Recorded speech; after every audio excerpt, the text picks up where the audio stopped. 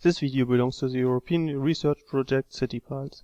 You can find additional information about the project in the links provided below. This video deals with the reliable information processing which is part of the CityPulse framework and ensures the quality of the data used within it to avoid malfunctions in applications and to enhance user experiences. The reliable information processing is split into different components, which have been implemented by Siemens Romania and the University of Applied Sciences Osnabrück in Germany. To give an idea who has implemented this work package of the CityPulse project, the team behind is introduced on the next slides. The university's working group consists of 4 people. The first is Mr. Martin Fischer, who works as a research fellow and is responsible for the CityPulse framework and the testing concept. Mr. Torben Igener is responsible for the quality annotation and the atomic monitoring component. The third one, Mr. Daniel Kümper, is responsible for the composite monitoring and acts as the work package leader for the reliable information processing work package. The fourth and last member of the working group is Mr. Ralf Tönjes, who holds a professorship for mobile communications at the University of Applied Sciences Osnabrück. From Siemens Romania's side, we have 2 research engineers in the project. The first one is Mr. Dan Pui, and the second one, Mr. Lucien Sazu, who are both responsible for the integration of the fault recovery. To get an idea about the CityPulse project and the developed framework, it will be introduced in the following slides. This will help you to see where the reliable information processing is located in the project. CityPulse provides innovative smart city applications by adopting an integrated approach to the Internet of Things and the Internet of People. The project will facilitate the creation and provision of reliable, real-time smart city applications by bringing together the disciplines of knowledge-based computing, large-scale data analysis, and reliability testing, which are processing virtualized stream data from the Internet of People and the Internet of Things. The CityPulse framework provides reusable components to create smart city applications for different cities and use cases regarding the available data streams in the city. The structure of the CityPulse framework is shown in the picture on the left. Starting at the bottom with incoming data from IoT and social media, the incoming stream data is processed within a virtualization component. This component is responsible for the first level of data processing. To overcome silo architectures and to handle heterogeneous data sources caused by diverse proprietary city information systems and social data streams, it adds semantic description to incoming observations of data streams. On-demand data integration and sensor fusion is handled in the federation component, combining heterogeneous data streams to one unified view. To reduce the amount of data which has to be processed and saved, the CityPulse framework contains a data aggregation component, which reduces the amount of data by various techniques, for example, clustering or summarization. The smart adaptation layer provides methods for higher-level information processing. It interprets the semantically annotated data and transforms this low-level information to high-level abstractions in the form of events. It is also able to switch between data streams to access always the information needed by an application or user of the framework. The user-centric decision support's goal is to provide optimal configurations for smart city applications based on user preferences. This is supported by social and contextual data analysis. The reliable information processing is an important support component for the framework. Main challenges when processing data in a smart city are the dynamics of the environment, steadily changing data streams, and the fact that smart city applications are prone to errors, which affects the experience and therefore the acceptance of end users. For this reason, the component supports the framework components by rating the quality of information of incoming data streams. This includes the detection of malfunctioning or disappearing data streams and sensors, contradicting information from different data sources, or the testing of smart city applications during design time. Last component of the CityPulse framework are the smart city applications. The framework provides APIs for fast prototyping new applications using all the benefits of CityPulse. In the following minutes we will give a detailed overview of our work done in the reliable information processing. The next slide provides the first overview of the different components which have been developed for this work package. To give an idea about the components developed in the reliable information processing, they are marked with colors in a simplified architecture diagram of the CityPulse framework. The different colors indicate the execution time of them. The CityPulse framework contains various components, starting with the resource management and the integrated data wrappers, which are implemented for every data stream. Within this data wrapper, the reliable information processing provides several components. The atomic monitoring supports the data wrapper with the basic quality of information annotation for incoming data. This annotation is done via semantics and a self-developed quality ontology. If the atomic monitoring detects missing data, the data wrapper can ask the default recovery for estimated values to close the gap. When the incoming data is processed by the data wrapper, it is delivered to various components of the CityPulse framework, including decision support or event detection. For detected events, the reliable information processing provides a component called composite monitoring to determine the correctness of the created events before delivering them to applications. An additional component is the testing component, which can be used during design time of an application. It can use the framework in an offline mode and fed it with historic test data to detect the effect of faulty data to a new application. The colored components will be described in detail in the course of this video. For additional information, we have provided the links to more extensive component descriptions in the video description below. This slide describes the agenda of the following presentation, and it has to be updated. Ta-dum! As already said, the reliable information processing is a support component. But why do we need this in the CityPulse framework?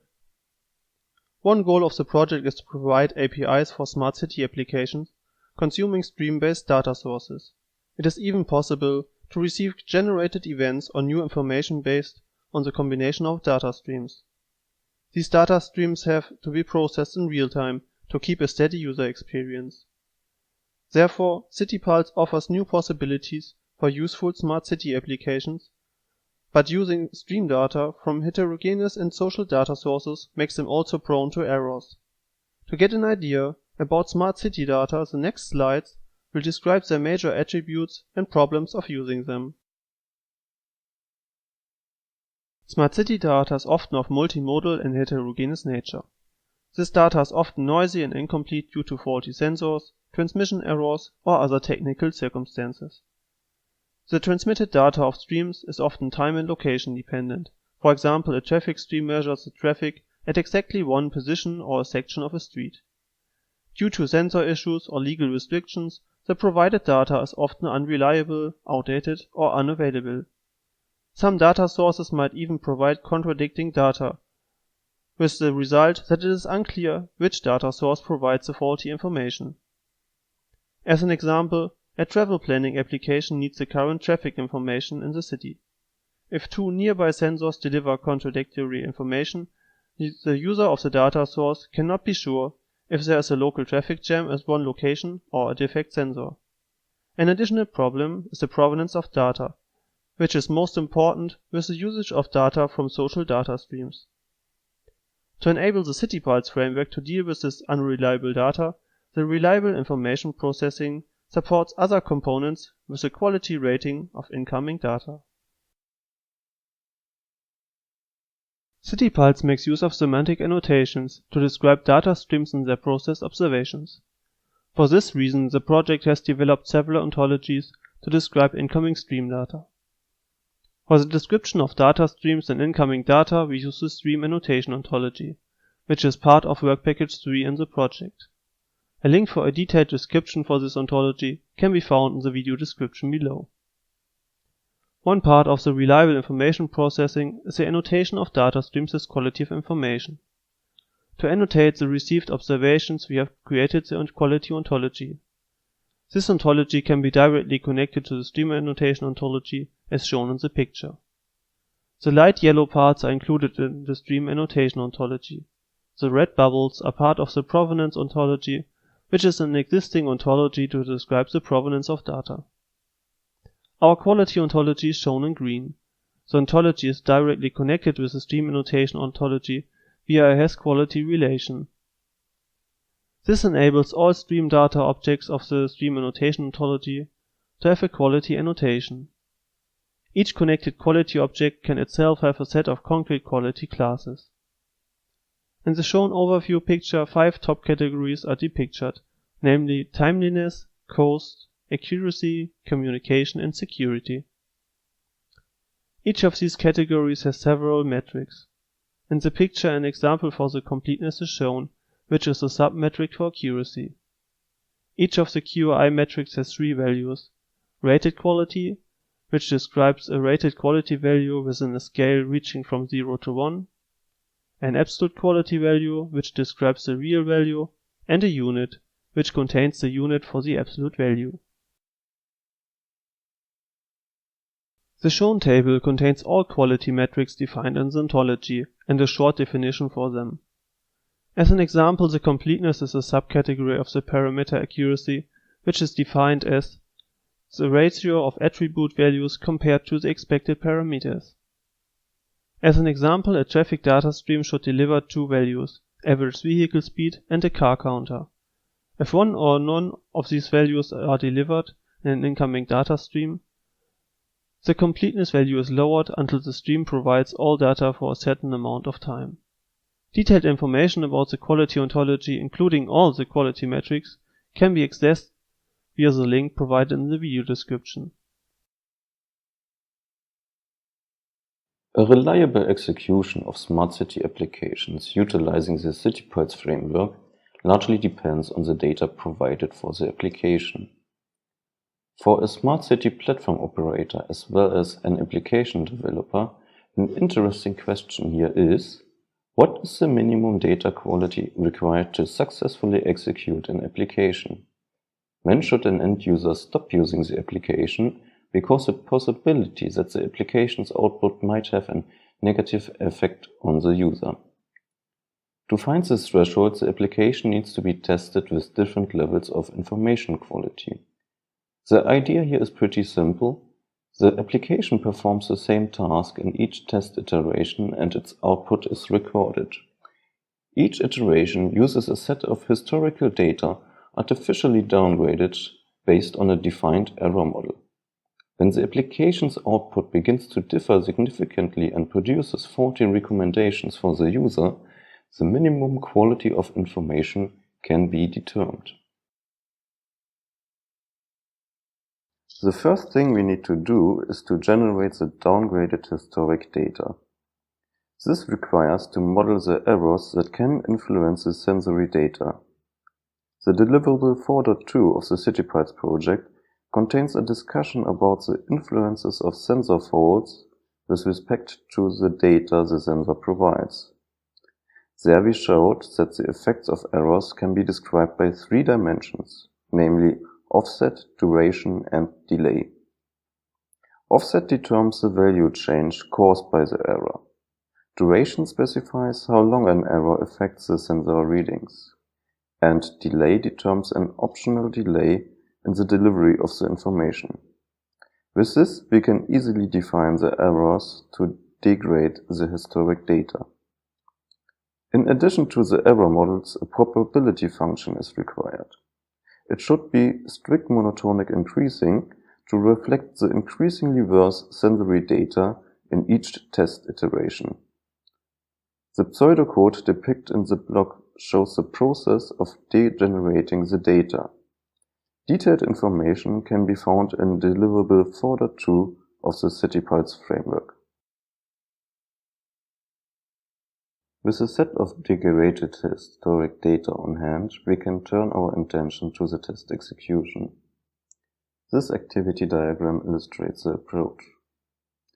First, we get an application profile, a description about the application and what kind of information it processes. With this, we can determine which sensors will be involved in the test. In the next step, we execute the scenario with the original historic data. Due to the lack of real ground truth, here the application's output of the first run acts as ground truth. Afterwards, the historic data is degraded, applying the error models as described before. Again, the scenario is executed and the application's output is compared with the ground truth. This process is repeated until no worse historic data is available, or the application's output differs significantly from the ground truth. The last activity is to generate a reliability report containing the quality of information data at which the application started to produce faulty outputs. The report can be used to disable an application when the quality of the required data streams becomes too low. Also, the application developer can use the report to further improve the app.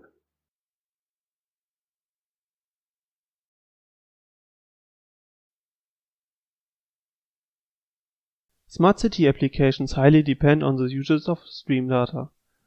This live data provided by various heterogeneous and social data sources of a smart city has to be appropriate, accurate, and trustworthy to enable the applications to provide a constant user experience.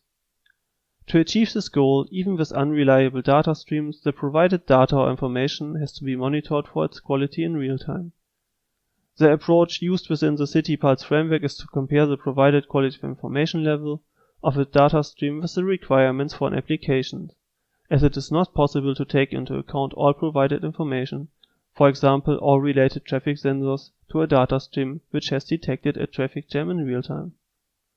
For this reason, the quality monitoring concept in CityPulse is split into two components, the atomic and the composite monitoring, which are explained in the next slides. This slide describes the general concept of our quality monitoring. The atomic monitoring checks rudimentary quality of information for single data streams and provides real-time sanity checks. To provide this information, the atomic monitoring component is directly integrated into the data wrapper for a data stream within the CityPulse framework. It receives the annotated raw data from the data wrapper and adds a quality annotation to the dataset. In contrast to the basic quality checks in the atomic monitoring, the composite monitoring provides computationally complex quality analysis functions, which are used to determine the correctness of events. This process takes into account not only the data stream for the event generation, but rather spatio-temporal correlated data streams.